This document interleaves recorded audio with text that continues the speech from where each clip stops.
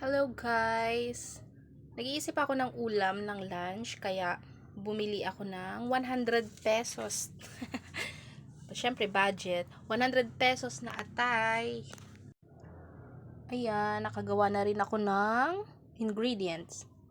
Meron tayong kamatis, bawang, sibuyas, luya, at konting betchin, paubos na, and pork sabor. Baka naman. Switch na natin ang gasol. At ayan. Una, igigisa lang natin siya. Ayan, mainit na ang ating kawali.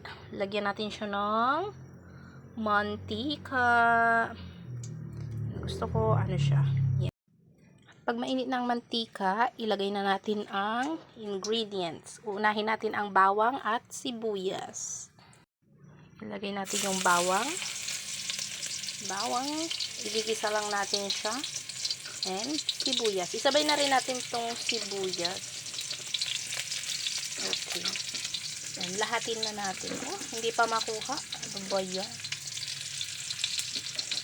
Yan. Mamaya natin ilalagay yung luya at kamatis.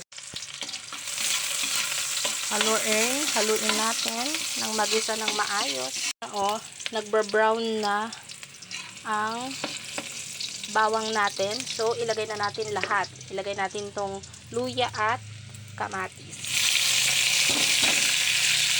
Ayan. Gusto ko pala durog ang kamatis para mas masarap. Kaya durog-durogin natin siya. Ayan, ganyan. So, ayan. Durog na siya, guys. Kaya ilalagay na natin. Kunin na natin yung atay ng baboy. Ayan. Maganda kasi kapag ganito fresh pa pag galing sa palengke. Ayan. Ilagay na natin ng atay. Tapos, isinasabay ko na rin pala. Isabay na natin ang soy at paminta at pampalasa. Pork sabor ba. Ayan. Lagyan natin siya ng soy. Very little lang. And then, ilagay na natin itong paminta. Gusto ko maraming paminta. And then, ilagay na natin itong pork sabor. Mas gusto kong gamitin to kaysa sa betchin. Oh, naging buo na siya. Kasi ang betchin, hindi ko sure kung healthy ba o hindi. Pero mas masarap kasi ito. Ayan, haluin na natin. Gisa-gisa lang siya. Hindi ko na siya lalagyan ng sabaw kasi itong atay ay magtutubig siya later. Masyadong malakas yung apoy natin kaya pahinaan natin siya ng little bit. At lagyan natin ng sugar. Pa-balance ng lasa. Okay. Haluin. Kung titignan nyo guys, tuyo siya. Pero, may sabaw-sabaw siyang konti. Mas masarap kasi kapag tuyo. Pero huwag kayong mag-alala kasi maluluto yan. Maya-maya lang. Ayan. Takpan muna natin siya for a while para mag-simmer ba. Ayan, maluto ang ating atay ng baboy. Ayan, habang nagluluto ako ng ulam, magsasalang na rin ako ng kanin. Para sabay-sabay ba? Ano yun? Multitask. Siyempre, nanay tayo, kaya kailangan doble-doble. Habang may niluluto kang isa, nagluluto ka na ng kanin. Bigas. Magluluto ako 2 takal lang. Kasi, kami lang naman. Ayan. Kuha tayo. 2 takal. Pero malaki naman siya, guys. Malaki yung ano ko. Guys, nakasalang na ako at ito ang kanin. I-switch na natin siya. Ayan, i-switch na natin para magsabay na siya sa ulam. Hindi ko na pinakita yung paghugas ng bigas. At alam nyo na yun kung paano gawin. Lahat naman ng nanay nagluluto, no? Siguro naman alam na nila maghugas ng bigas. Ayan, ito na siya. Yan. So, ngayon, titignan na natin ang ating ulam. Here. O, kung titignan nyo siya ng sabaw. So, kailangan nating haluin.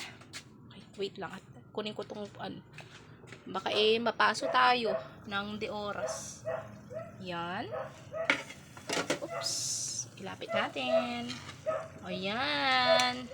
Okay. Tingnan nyo. Kung titignan nyo, yung 100 pesos nyo, marami nang kakain dun. Kasi marami na siya, oh. Guys, 100 pesos lang ang budget ko sa ulam. Kaya, masanay na kayo. Ayan, ayan, ayan. Oh, ang dami.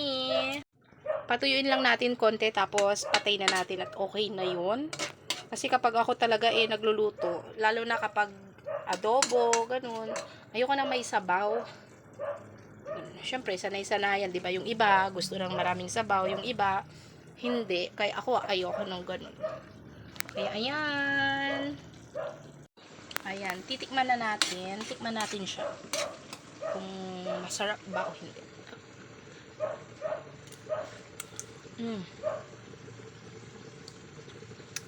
Mm. Mm. Sarap. Ang sarap. Ang sarap! Ganyan din ba kayo guys kapag luto nyo?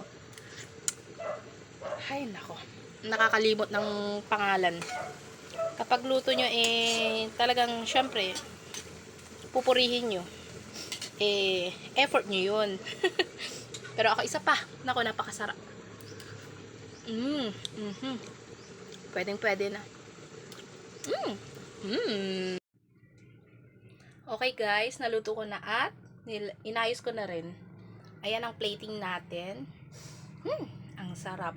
Nako, mapaparami ang kain nito, lalo na yung anak ko. Sana nga magustuhan niya. Medyo ang bata kasi maarte sa ulam, pero wow! I'm so proud. Ayan siya. See? Tignan nyo yung 100 pesos. Siguro mga 4 o 5 ang makakakain nito. Napakarami na. Guys, minsan budget din, ano? Lalo na kapag katapusan na ba. Bye!